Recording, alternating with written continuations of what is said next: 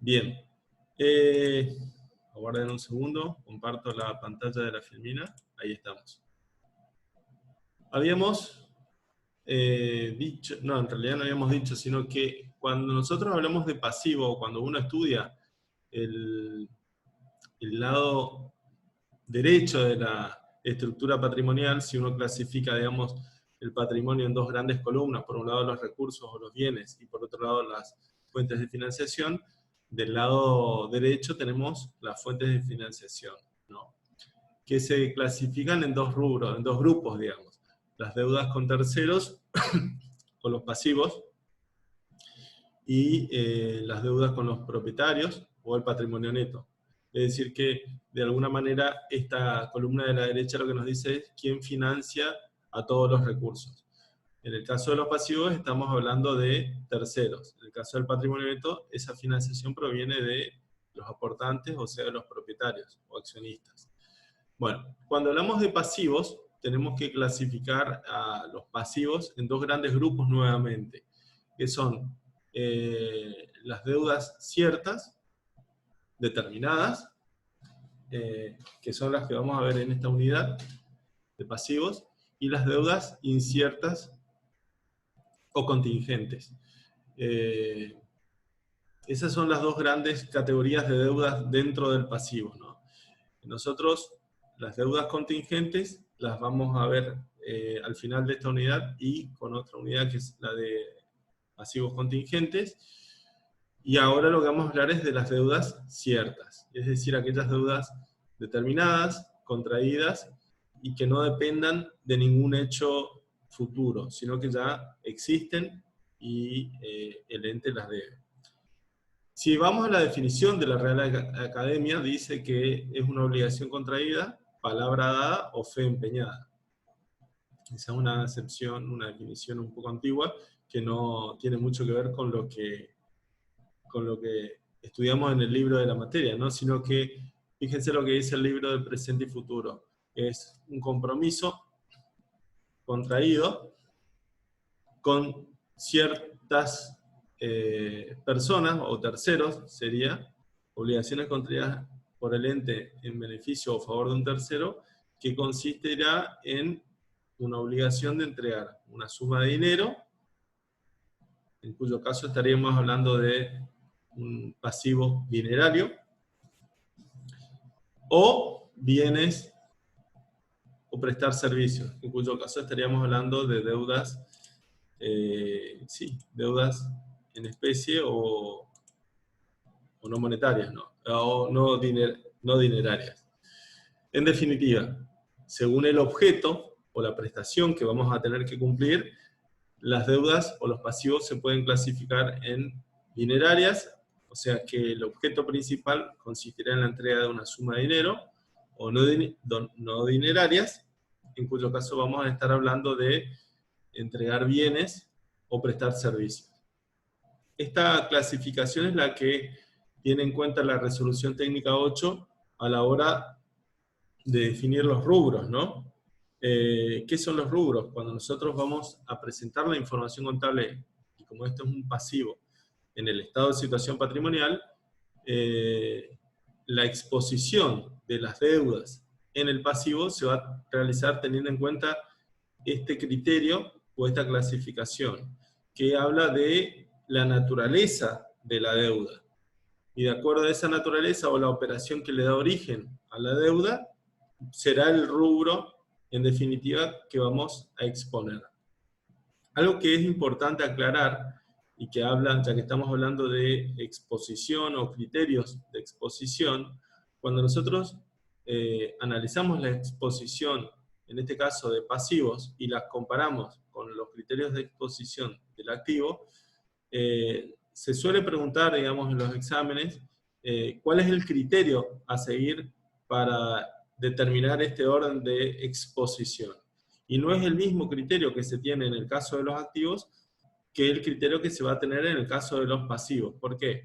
Saben ustedes que dentro del activo, los activos se agrupan en corrientes y no corrientes, pero dentro de cada agrupación, digamos, corrientes, por ejemplo, internamente los rubros se van a agrupar según su grado de liquidez y obviamente en un grado decreciente de liquidez. Es decir, que primero vamos a tener los activos más líquidos, como por ejemplo caja y bancos, como por ejemplo las inversiones transitorias, que son los primeros rubros que van a estar en la estructura del estado de situación patrimonial dentro del activo corriente, y después vamos a hacer con los activos en grado decreciente de liquidez, con por ejemplo las cuentas por cobrar dineral, las cuentas por cobrar por ventas, los bienes de cambio, etcétera, ¿no? Las inversiones, bueno.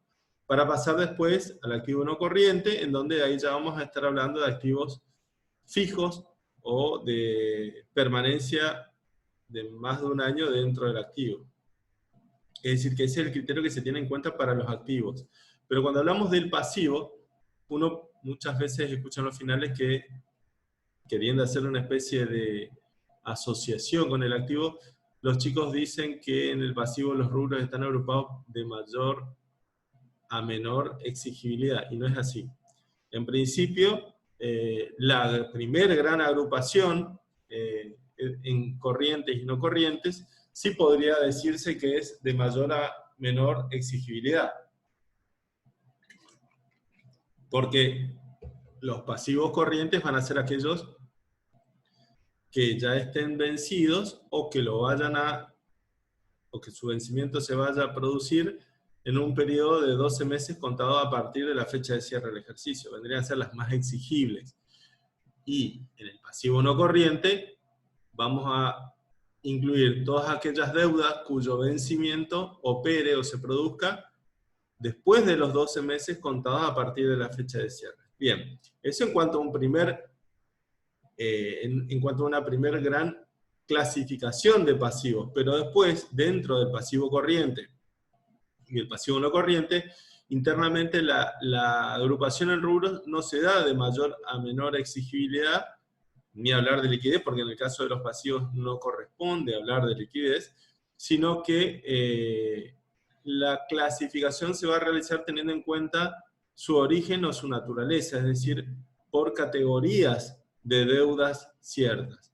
Y entonces vamos a ver que, fíjense que acá podemos clasificar según el origen del compromiso. Bueno, si se trata de suministro de bienes o prestaciones de servicio que hemos recibido, las vamos a incluir en deudas comerciales. Si son deudas que hemos contraído por préstamos dinerarios o de dinero de terceros, es decir, que alguien le prestó dinero a la empresa, van a consistir o se van a considerar deudas financieras dentro del rubro de deudas financieras. Si se trata de deudas contraídas por cargas fiscales, previsionales, sindicales o de obras sociales, van a ir incluidas dentro de un rubro que se conoce como deudas fiscales y sociales. O bien, deudas por distribución de utilidades o de honorarios a directores y síndicos, que son las personas que administran la organización. Bueno, van a ir en el rubro honorarios a directores y síndicos, o si se trata de distribución de utilidades, es decir, deudas por decisiones de distribuir ganancias, bueno, dividendos a pagar en ese caso, y de esa manera tendríamos todas las deudas ciertas dinerarias. ¿Qué nos queda? Las deudas no dinerarias, es decir, cuyo objeto consista o radique en entregar bienes o servicios, por ejemplo, los anticipos recibidos de clientes, en cuyo caso, que vendría a ser una deuda comercial, porque hace a la operatoria principal, pero por alguna razón la inclusión de este pasivo dentro de las deudas comerciales no ha sido el criterio, entonces se exponen como un rubro separado.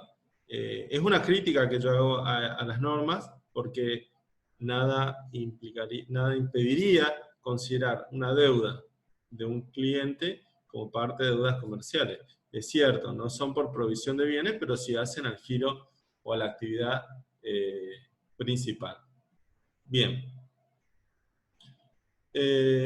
Entonces, esta clasificación lo que hace es tener en cuenta el origen o la naturaleza de la deuda. Y ahí pusimos el rubro. Una vez que tenemos clasificadas a las deudas en de acuerdo a su naturaleza, lo que vamos a hablar ahora es su medición contable. Y saben ustedes que, en primer lugar, vamos a hablar de la medición inicial, es decir, la deuda al origen, o al momento en que es asumida, de acuerdo a estas categorías, es decir, deudas comerciales, préstamos, remuneraciones y cargas sociales, etc. ¿Qué es lo que vamos a hacer ahora? Es decir, vamos a hablar estrictamente de la medición inicial. Para, en la próxima filmina, fíjense, vamos después a hablar de la medición contable periódica, ¿sí? En donde ahí dejamos de tener en cuenta qué origen tiene la deuda, sino más bien vamos a ver cuál es la intención del ente en cuanto, primero, si se trata de una deuda dineraria o no dineraria, perdón, y después, qué intención tiene el ente respecto del pasivo.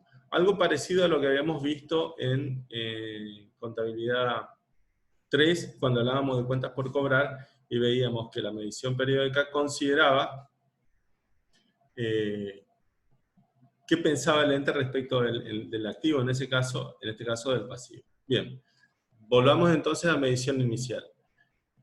¿Dónde está esto? Esto está en la resolución técnica 17, ¿sí? Ahí está todo. Bueno, y vamos a empezar entonces por las deudas comerciales. ¿Qué es una deuda comercial? Ustedes saben que una deuda comercial, recién decíamos, son las deudas contraídas por la provisión de bienes, pueden ser mercaderías o servicios que uno o que el ente contrate.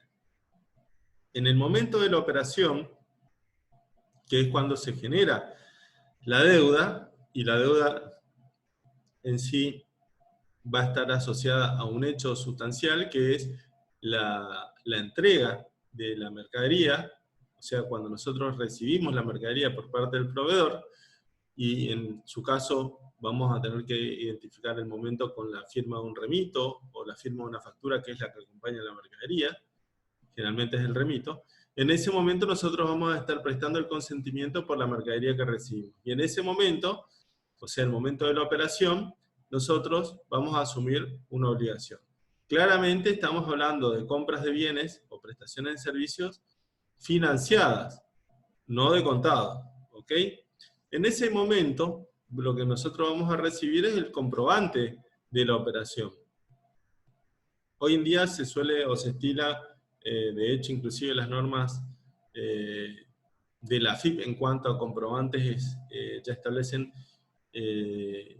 la obligatoriedad de los comprobantes electrónicos, es decir, que probablemente con la mercadería recibamos un remito y la factura, en este caso, que respalde la operación, vendrá de alguna forma o por medios electrónicos. Entonces, ese comprobante electrónico es el que nos va a documentar la deuda y que se va a referir, por más que la podemos recibir después a la factura, se va a referir al monto de la operación en el momento de la operación. Y en ese momento, la deuda total documentada va a consistir en el costo del bien o del servicio de contado, más, decimos primero, los impuestos recuperables, más los intereses por la financiación que en ese momento no están devengados. Ahora, nosotros, cuando recibimos la mercadería, todavía nos encontramos en el momento de la operación y el plazo de la financiación no se ha producido o no ha transcurrido, sería la palabra más adecuada. Entonces, ¿qué sería lo que nosotros técnicamente debemos en el momento de la operación? Bueno, vamos a deber el valor de la mercadería que en ese punto nosotros no pagamos. ¿Y qué es lo que no pagamos en ese momento? El precio de compra de contado, más los impuestos recuperables o los impuestos trasladables. ¿Por qué digo esto? Porque todo concepto que integre el monto de la operación que no sea recuperable o que no sea trasladable, va a formar parte del costo del bien o del servicio. O sea que va a estar incluido en esta primera parte del valor de la deuda, que es el costo del bien o del servicio, es decir, el precio de compra más todos los gastos necesarios para disponer del bien, siempre considerados en términos de contado.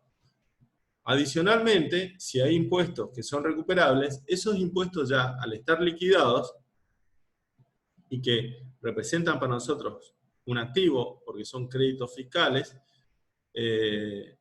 también los vamos a deber. Es decir, tenemos ya en ese momento el derecho a computarlo contra algún impuesto o deducirlo o trasladarlo en la etapa siguiente, pero también lo debemos. Por esa razón es que la deuda en el momento de la operación va a abarcar el costo del bien más los impuestos recuperables. Acá, claro, que la deuda, estamos hablando de la deuda documentada, también va a incluir los intereses, porque en la factura van a venir los intereses, pero que para nosotros no van a formar parte de la deuda. Por eso acá abajo la medición inicial va a decir el total de la factura menos los intereses. ¿Por qué? Porque yo voy a registrar en la cuenta proveedores, que vendría a ser la cuenta que representa la deuda comercial, el total de la factura, ¿sí? Es decir, el costo del bien, más los impuestos, más los intereses. Pero como cuenta que va a estar debitada, llámese intereses negativos a devengar, que va a ser una cuenta regularizadora de la cuenta proveedores, voy a poner los intereses no devengados. En definitiva, la medición inicial de la deuda va a ser la diferencia o la resta de estas dos cuentas, es decir, la cuenta o la resta del total de la factura menos los intereses. ¿Por qué los intereses se restan en el momento inicial? Porque todavía no se han devengado. Entonces, ¿cuándo los voy a deber? Cuando haya transcurrido el plazo de la financiación, es decir, el momento o el periodo entre la operación y la fecha de vencimiento. En ese momento, la operación va a estar concluida y la deuda por el total, ¿sí? En el caso de los préstamos de dinero, o sea, préstamos financieros, ocurre lo mismo o algo parecido de lo que veíamos en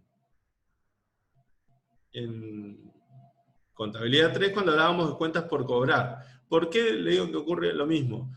Porque cuando nosotros hablábamos en cuentas por cobrar de préstamos, en este caso que nosotros hacíamos de dinero, así le prestamos plata a alguien, y si ese préstamo era con intereses, decíamos que la medición inicial de ese préstamo, o de ese crédito, estaba dado por la suma de dinero entregada. Bueno, en este caso también, si estamos hablando de un préstamo, pero que nosotros ahora recibimos, vamos a estar hablando de la suma neta acreditada.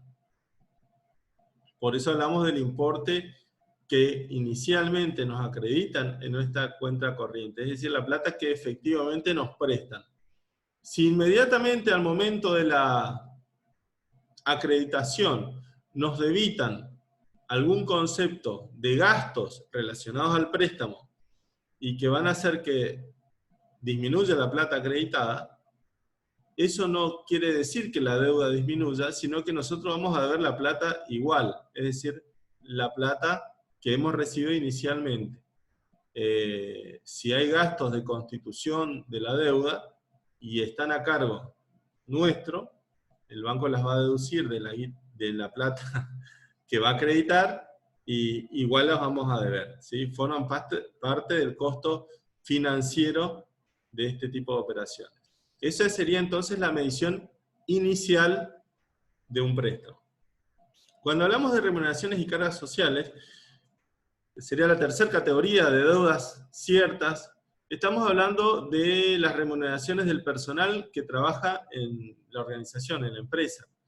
Y esa remuneración que generalmente se liquida, liquidar significa determinar, calcular, se hace a fin de mes. ¿Por qué? Porque las remuneraciones del personal pueden ser jornalizadas, es decir, calculadas en forma de jornada o diaria, o bien puede ser mensualizada, es decir, que el empleado tenga una remuneración establecida por el mes. Entonces, Independientemente de que el empleado sea mensualizado o jornalizado, toda esa liquidación se va a hacer al final de la quincena, generalmente si los empleados son jornalizados, o a fin de mes, cuando si el empleado es mensualizado. ¿Por qué les digo eso? Porque también a fin de mes o al final de la quincena se van a liquidar junto con la remuneración básica, que sería el sueldo básico o el jornal básico, otros adicionales, como por ejemplo pueden ser la antigüedad, el presentismo, la productividad, las horas extras, si el empleado trabajó horas adicionales a las normales, etc.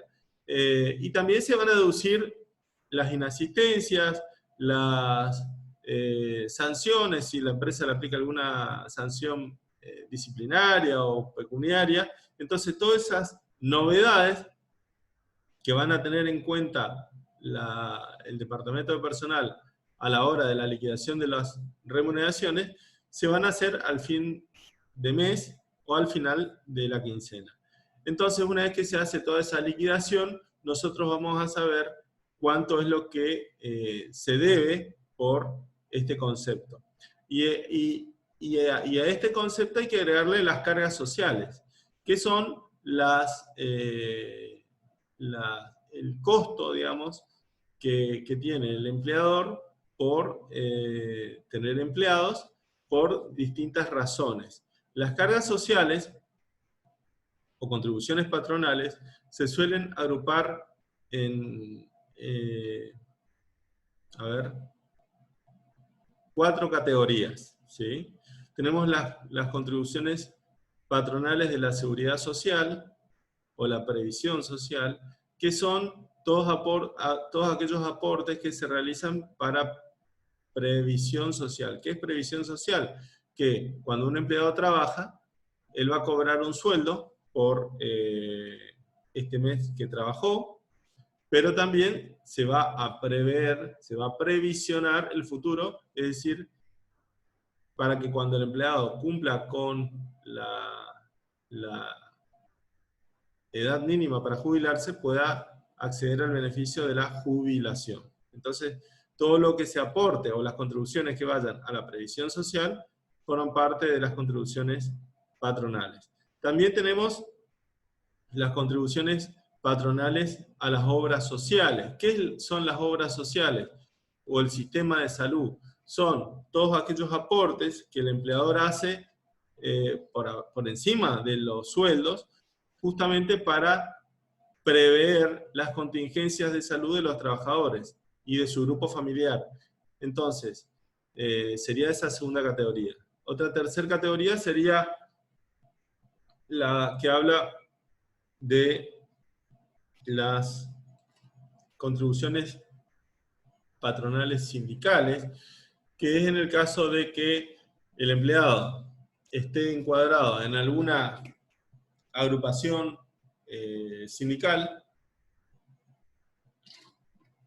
En ese caso el empleador va a tener que aportar también a las cajas sindicales, que son las agrupaciones que lo que hacen es defender los derechos de los trabajadores. Entonces, este tipo de contribuciones están establecidas por ley, obviamente no dependen de que el empleador quiera o no hacerlas, son obligatorias, quiero decir. Entonces, sería la tercera categoría. Y la cuarta, quizás y última categoría, es la que habla de las contingencias laborales, o los fondos o las contribuciones a las aseguradoras de riesgos de trabajo, las ART conocidas, que son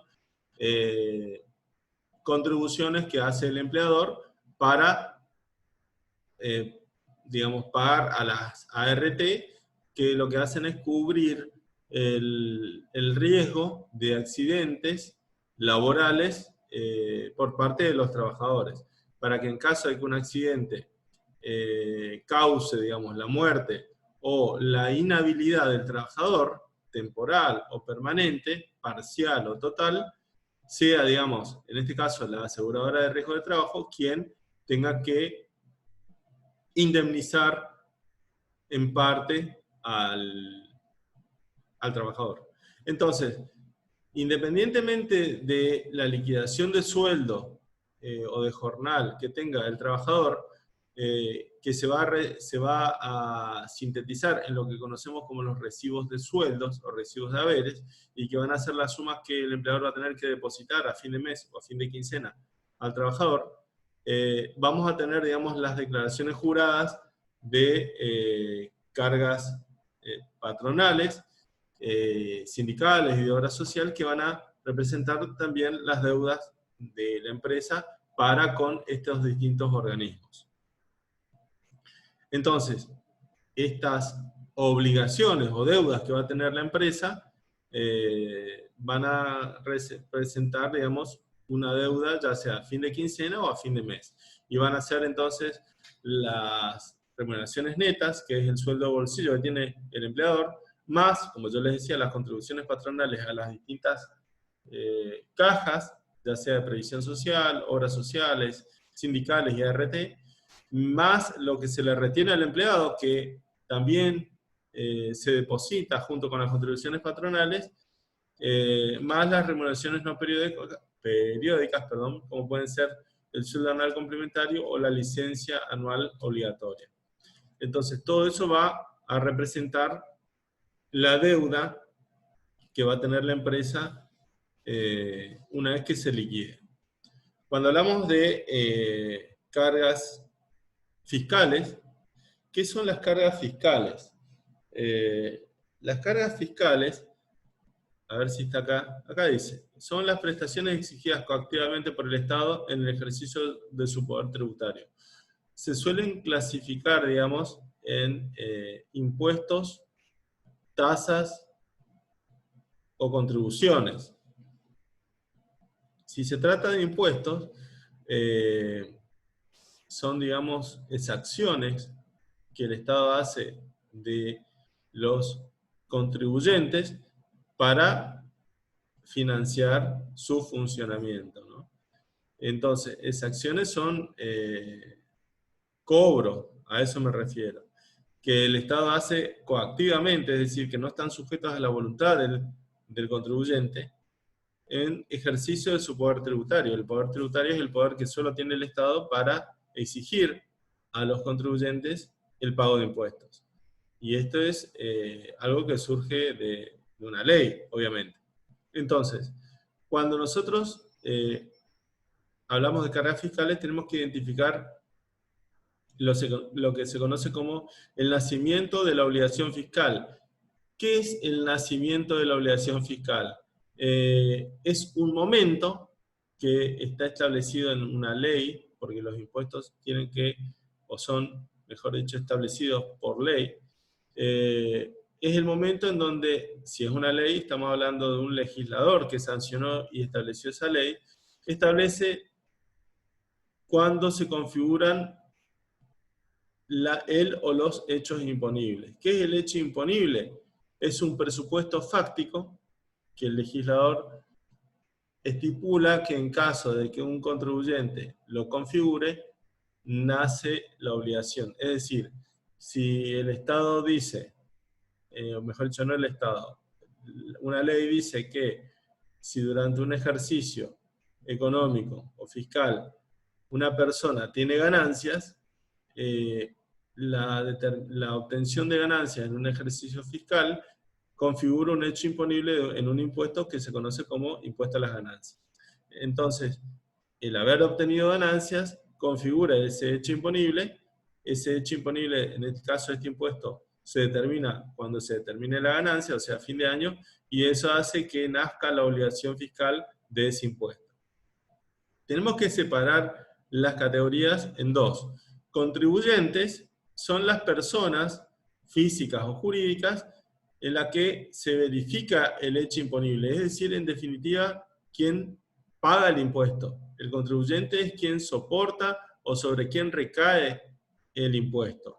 Y los responsables son las personas designadas por el Estado para que se ingrese el impuesto o la contribución al Estado. Es decir, que el responsable, en este caso, lo que va a hacer es le va a cobrar al contribuyente el impuesto, le va a aplicar el impuesto, y lo que va a hacer es va a ingresar ese impuesto al Estado. Es una persona que no paga el impuesto, sino que lo que hace es intermedia entre el Estado y el contribuyente. ¿Se entiende? Por ejemplo, en el caso del IVA, que es el impuesto al valor agregado, el contribuyente, el IVA, al ser un impuesto que grava el consumo, el impuesto lo paga o recae sobre el consumidor final. Es el que en definitiva va a pagar cuando consuma un bien o un servicio, va a pagar el impuesto. Pero, ¿quién lo va a ingresar al Estado, a ese impuesto? El responsable. Es decir, que va a existir una empresa responsable que va a ser inscripta en el impuesto, y lo que va a hacer es que le va a cobrar al consumidor el IVA, y después lo va a ingresar al fisco. Esa es la figura del responsable. ¿Por qué hago esta clasificación? Porque, por ejemplo, en el caso del impuesto a las ganancias, quien ingresa el impuesto a las ganancias es directamente el contribuyente, es decir, uno determina a través de la declaración jurada cuánto es el impuesto a las ganancias que tiene que ingresar. Pero en el caso del IVA, que es un impuesto indirecto, lo va a pagar no el contribuyente, sino una empresa que en este caso es responsable por deuda ajena. Es decir, que la deuda del impuesto, en este caso el IVA, va a consistir, o el pasivo va a ser de la empresa inscripta en el IVA, ¿sí? En el caso del impuesto a las ganancias, la deuda la va a tener quien haya tenido la ganancia, ya sea la persona física o jurídica. Bien, la medición inicial, y apuro porque ya se nos hace la hora, va a ser, si hablamos de imposiciones sobre rentas, ¿qué son rentas? Los ingresos, vamos a tener que tener en cuenta el periodo en que se generen las mismas y la alícuota establecida. Si hablamos de imposiciones sobre patrimonios, como por ejemplo el impuesto sobre los bienes personales, vamos a tener en cuenta el momento en que se produzca el cierre de ejercicio y también la alícuota del impuesto. Y si hablamos de imposiciones o de impuestos sobre los consumos, vamos a tener en cuenta el momento en que se configure la venta o el consumo de un bien. Eso va a determinar la medición inicial de la obligación. Cuando hablamos de dividendos a pagar, que yo les decía que son las deudas por distribución de utilidades, inicialmente la deuda se establece cuando la asamblea de accionistas reunida decide distribuir utilidades. Entonces esas utilidades generalmente se determinan como un porcentaje. Independientemente de que los dividendos sean en efectivo o en especie, que es una cuestión que habla de la deuda si es dineraria o no dineraria, los dividendos se suelen estipular de manera porcentual teniendo en cuenta el valor que conocen los accionistas, que es el valor nominal de las acciones, el valor escrito. Entonces, generalmente, no siempre, esos dividendos se establecen como un porcentaje de ese valor nominal. Es decir, que si, por ejemplo, se establece un dividendo en la asamblea del 20%, quiere decir, y las acciones tienen un valor nominal de 100 pesos, quiere decir que cada acción va a tener un dividendo a pagar, pues estamos hablando de una deuda, de 20 pesos. Si la acción tiene un valor nominal de 1000, bueno, cada acción va a deber un dividendo tendrá derecho a recibir, y la empresa tendrá que pagar 200 pesos por cada acción, ¿sí?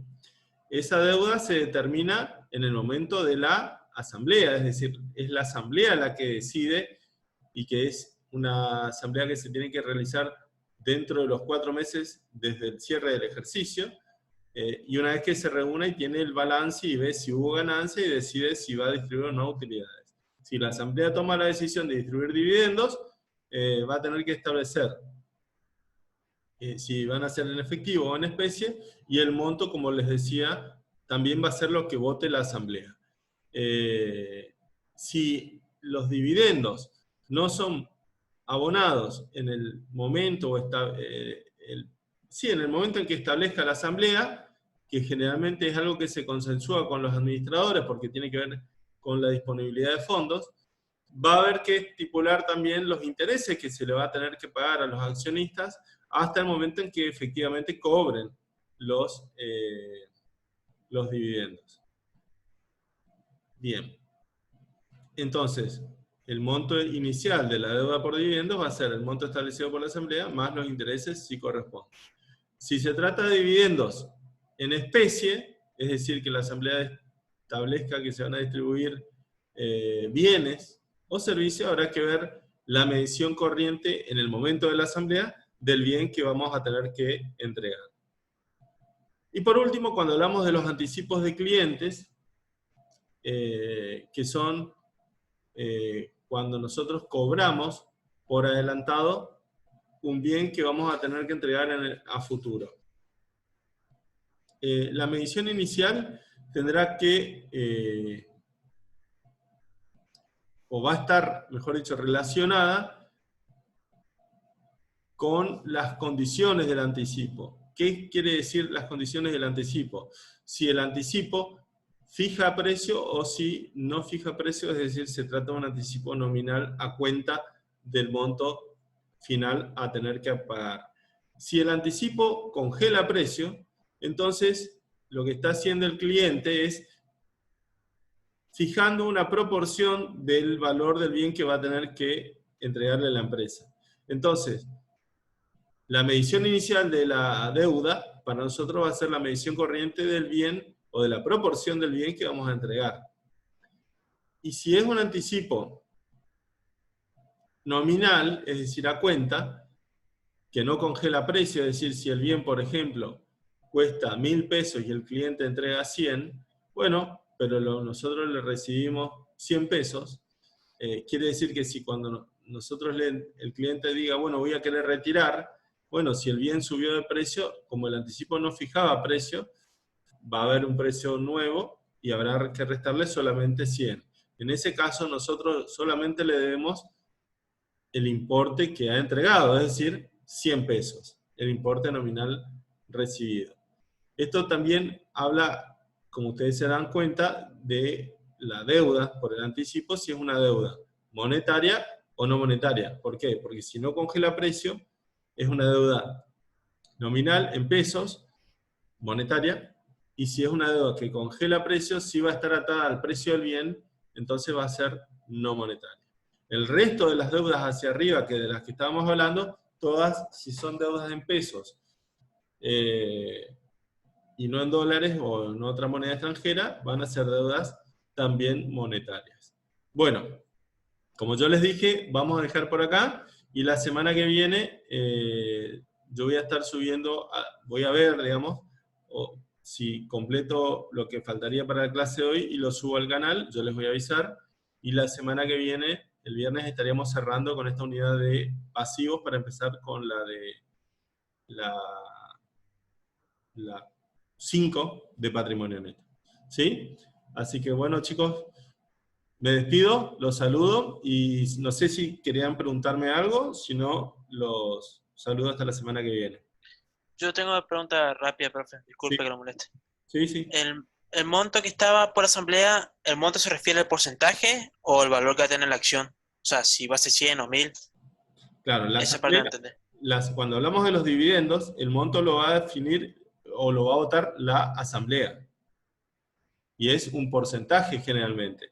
Entonces, lo que se tiene en cuenta, digamos, al momento de establecer el dividendo es la utilidad del ejercicio, y de esa utilidad es la asamblea la que tiene total atribución para decidir cuánto de ese resultado del ejercicio es lo que van a distribuir. Entonces, si ellos deciden una suma de dinero, esa suma de dinero se va a dividir por la cantidad de acciones, y eso te va a dar el dividendo por acción. Y lo que se hace es ver qué relación existe entre ese monto de dividendos por acción y el valor nominal de la acción. Entonces te va a dar un porcentaje. Y ahí cada accionista va a saber que por cada acción va a cobrar tantos pesos. ¿Sí? Está, gracias. Nada. ¿Alguna pregunta más?